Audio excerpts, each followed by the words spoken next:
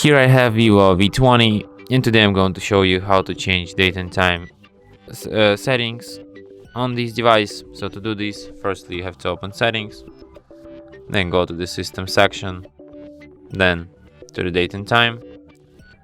Then you have to disable feature use network provided time if you want to set up your date and time manually. So here you can set up your date, here you can set up your time. You can also change your time zone if you disable this feature use network provided time zone. Here you can select your region and then just select your time zone. You can also change your time format from 24-hour to 12-hour. And that's it. Thanks for watching. If you find this tutorial useful, don't forget to hit that like button and subscribe to our channel.